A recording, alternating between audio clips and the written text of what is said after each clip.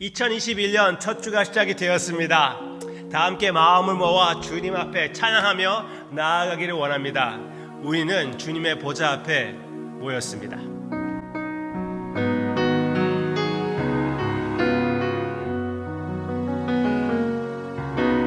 지존하신 주님 이름 앞에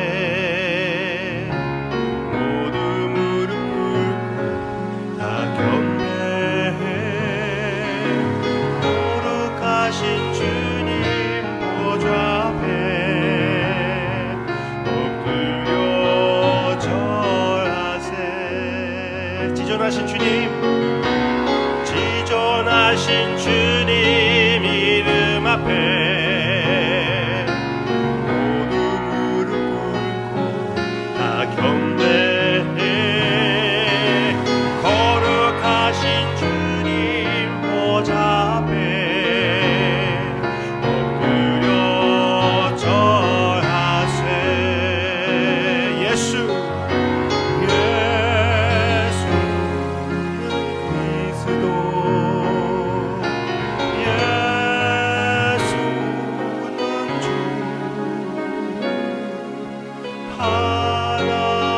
하나님의 영으로 경배드리시. 예수는 그리스도, 예수는 그리스도, 예수는 주, 예수는 주. 하나님의 영으로,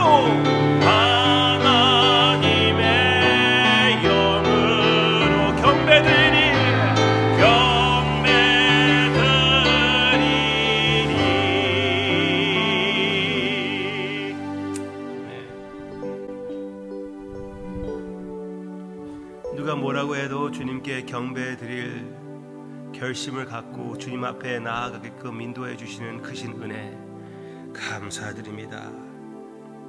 주님께서 이런 결심을 하게 하셨으니 주님께서 이 결심을 지켜 주시옵소서. 오직 우리 주님만 의지하며 주님이 주시는 열심을 품고 주님을 따라가고 바라보기로 결심하며 예수님의 이름으로 기도합니다. 아멘. 아멘. 오늘 함께 묵상할 하나님의 말씀은 마태복음 21장입니다. 마태복음 21장. 우리 성경 읽기표를 같이 하시는 분들은 잘 따라가고 있으죠?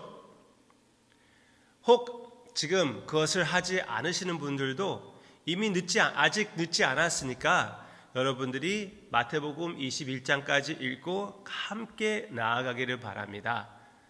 구약성경, 신약성경 둘 다 하기는 너무나 벅찬다면 신약성경이라도 하기를 원하고요. 아니면은 그 두 가지 다 한다는 것은 하루에 한 15분밖에 안 걸리니까 다 이해를 못해도 하시기를 바랍니다. 저와 같이 성경 말씀을 봅시다. 그 의미에서 오늘 마태복음 21장입니다. 여러분들이 찾으실 기회를 제가 드렸습니다. 제가 읽겠습니다. 예수께서 이르시되 너희가 성경의 건축자들이 버린 돌이 모퉁이의 머릿돌이 되었나니 이것은 주로 말미암아 된 것이요 우리 눈에 기이하도다 함을 읽어본 일이 없느냐. 그러므로 내가 너희에게 이르노니 하나님의 나라를 너희는 빼앗기고 그 나라에 열매 맺는 백성이 받으리라. 이 돌 위에 떨어지는 자는 깨지겠고 이 돌이 사람 위에 떨어지면 그를 가루로 만들어 흩으리라 하시니. 아멘.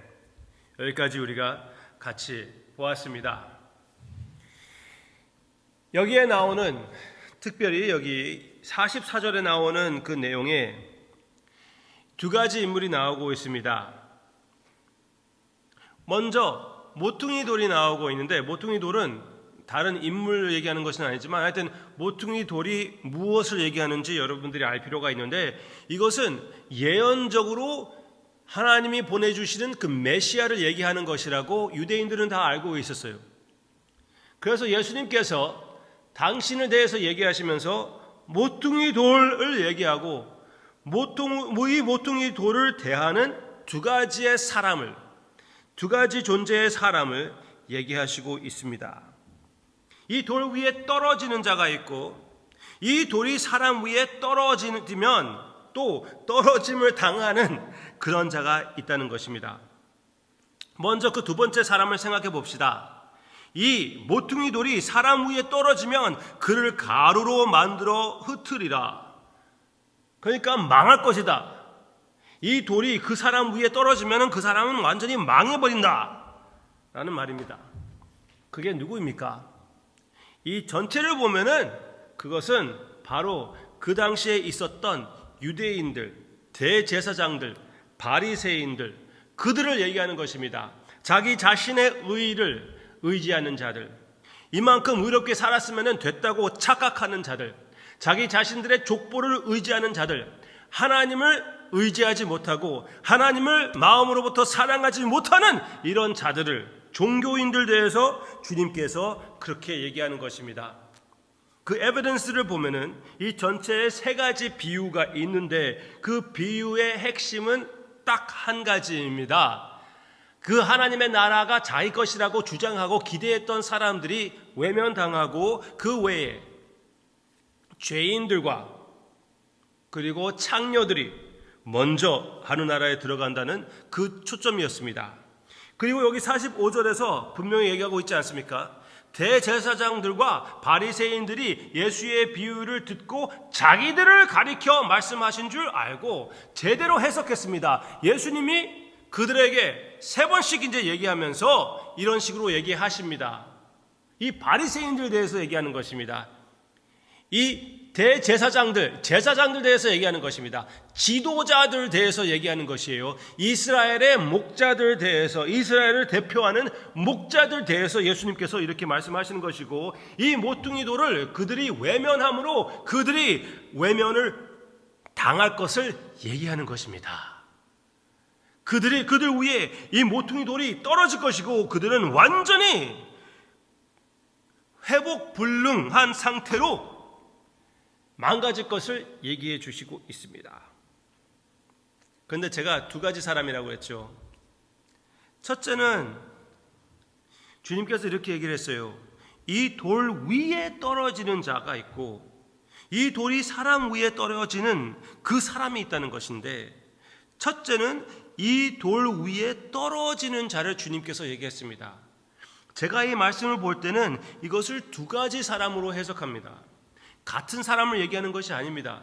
왜 그렇습니까? 주님이 두 가지 사람을 얘기하셨잖아요. 그냥 객관적으로 이 구절만 볼 때도 두 가지 사람이 있지 않습니까? 돌 위에 떨어지는 자가 있고 돌이 그 위에 떨어지는 자가 있습니다. 돌 위에 떨어지는 자와 돌이 그 위에 떨어지는 자는 다른 사람들이라고 여기 보이고 있고, 지금 여기에 나오는 세 가지 비유에도 분명히 두 가지의 사람의 모습이 나오고 있습니다. 그러면은 돌이 그 위에 떨어지는 자는 바리새인들과 대제사장들이라면은 이 돌 위에 내 자신을 던지고 깨지는 자는 누구입니까? 바로 창녀들, 바로 죄인들, 더 나아가서 우리와 같은 이방인들, 전혀 생각해보지 못했던 사람들, 그런 사람들, 완전히 내 자신을 주님께 던질 때 우리는 아름답게 깨지게 되는 것입니다. 주님이 그런 식으로 얘기하는 것이 아닙니까? 그러면은 주님을 의지하고 주님께 내 자신을 던지면은 그러면은 완전케 돼야지 왜 사람이 깨집니까? 물어볼 수가 있지만 예수님을 만나서 깨지지 않는 사람이 없습니다. 예수님을 제대로 인격적으로 만나면은 우리 모두 다 깨집니다. 주님께서 그것을 의미하는 것 같습니다. 이제 창녀가 창녀로 살 수가 없고 세리인이 세리인으로 살 수가 없고 어부도 어부의 삶 그대로 살 수가 없고 이 세상에 소망을 둔 자가 이 세상에 소망을 둘 수가 없고 영원한 나라를 바라볼 수밖에 없는, 맨 처음 예수님을 영접했을 때 내 삶이 뒤집혀지는 것을 느끼는 것이 바로 거듭난다고 얘기하지 않습니까? 왜 거듭난다는 것을 얘기합니까? 그만큼 드라스틱하기 때문에 그렇다는 것이죠. 깨지기 때문에 사람이. 그렇지만 그 깨짐은 완전히 가루로 멸망하는 것이 아니라 이 깨짐은 회복을 위하여 깨지는 것입니다. 그래서 사도 베드로는 이렇게 표현했습니다. 예수님을 얘기하면서 사람에게는 버림바가 되었으니 하나님께는 택하심을 입은 보배로운 산 돌이신 예수께 나아가 너희도 산 돌같이 신령한 집으로 세워지고 예수 그리스도로 말미암아 하나님이 기쁘게 받으실 신령한 제사를 드릴 거룩한 제사장이 될지니라. 아멘. 우리도 살아있는 모퉁이 돌이신 예수 그리스도와 같이 살아있는 돌로서 살아있는 성전을 지어가는 그 역사에 참여하는 우리가 된다고 성경 말씀에서 분명히 얘기해주고 있습니다. 우리가 주님의 나라에서 할 역할이 있다는 것인데 그 역할은 그 건물의 돌이 된다는 것입니다. 살아있는 돌, 주님께서 깎고 꽉 깎아서 마음대로 원하시는 대로 사용하는 그런 돌이 된다고 성경 말씀에서 얘기해주고 있습니다. 어떻게 된다고요? 열매를 맺는 자, 바리새인들과 제사장들에게서 이 왕권을 빼앗아서 이 나라를 빼앗아서 이 포도원을 빼앗아서 우리에게 주셔서 선행과 변화된 삶, 성전을 지어가는 열매를 맺고자 하시는 하나님의 크신 뜻이 여기에서 보이는 것입니다. 여러분들과 저의 삶에 그런 열매가 있기에는 물론 맨 처음 예수님을 믿었을 때 우리는 깨집니다. 삶이 뒤집힙니다. 거기에서 열매가 나타납니다. 변화가 생깁니다. 그렇지만 갈수록 우리가 깎아져서 나중에는 더 주님의 형상을 입게 되는 것이고 주님의 아름다움을 발해내게 되는 것입니다. 그러므로 우리는 이런 산돌이기 때문에 우리가 깎여질 때 힘들 수도 있습니다. 질병으로 인하여 깎여질 때, 경제적인 어려움으로 깎여질 때, 아니 부유함으로 인하여 나의 신앙이 테스팅을 받을 때, 훈련을 받을 때, 그 모든 것을 통하여 내가 깎여지고 주님을 닮아가게 된다고 성경 말씀에서 가르쳐주고 있고, 주님께서 그것을 바라보며 나 위에 떨어질 때 깨진다고 말씀하십니다. 여러분, 다윗 동상 아세요? 마이클 앤젤로가 만든 다윗 동상. 온 세계가 인정하는 진짜 멋있고 아름다운, 진짜 질이 높은 그런 작품입니다. 그런데 여러분들이 이 다윗 동상을 만드는 과정을 아세요? 처음에는 동상을 만들기 위하여 큰 바위 한 덩어리를 잘라냈다고 합니다. 그런데 그것을 가지고 동상을 만들려고 했는데 그것을 세 번씩 포기했던 그런 덩어리입니다. 그 조각가가 시도를 했는데 포기를 했습니다. 그게 한 40년 걸쳐서 그렇게 기다리고 있던 돌이었습니다. 그런데 언젠가 마이클 앤젤로 한 26살이었습니다. 마이클 앤젤로가 그 돌을 선택하여 그 돌을 가지고 마이클 앤젤로를 만들게 되었습니다. 40년 걸쳐서 그렇게 만들어진 것입니다. 물론 마이클 앤젤로는 2년 걸쳐서 그것을 조각했지만, 마이클 앤젤로에게 물어봤다고 합니다. 누가 어떻게 이렇게 진짜 엄청난 작품을 만들었습니까?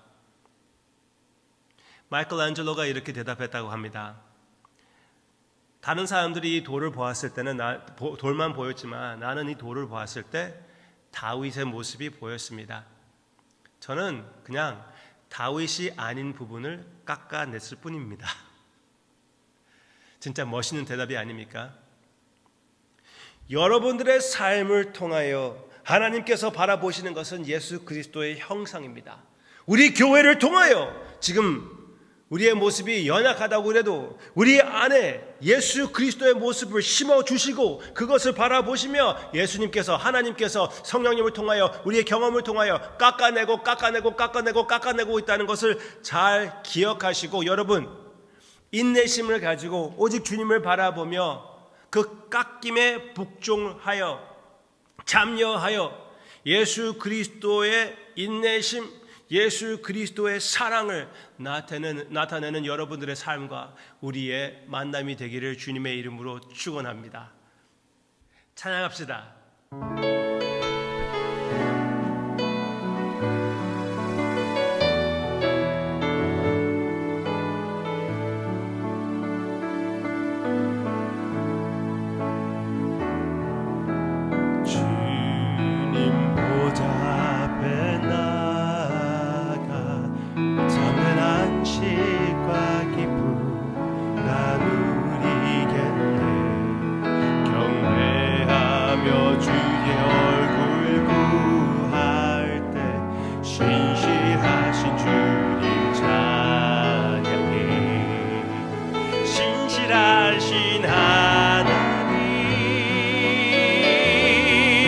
신실하신 주, 나의 주 하나님은 신실하신 주님.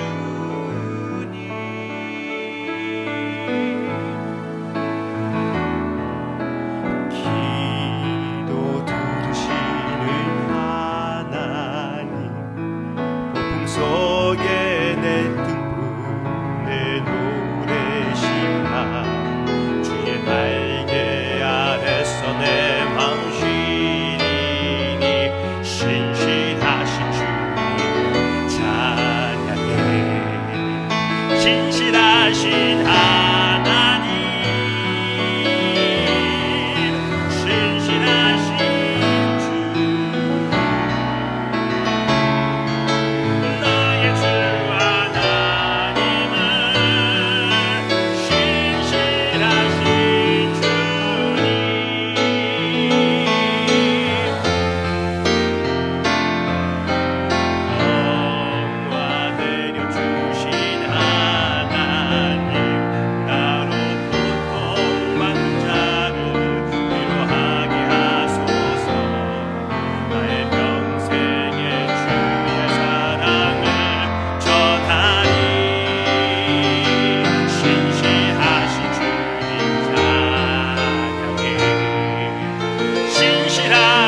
하나님, 신실하신 주, 나의 주 하나님은 신실하신 하나님, 신실하신 하나님, 신실하신 주, 신실하신 하나님은 나의 주 하나. 선포합니다. 신실하신 주님, 신실하신 주님. 아멘.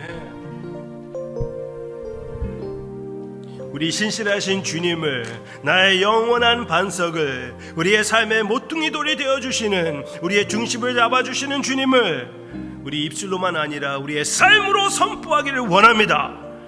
사랑하는 사람들에게부터, 그리고 나와 상관없는 사람들에게도 예수 그리스도의 아름다움을 나타내는 우리의 삶이 되게 해 주시옵소서.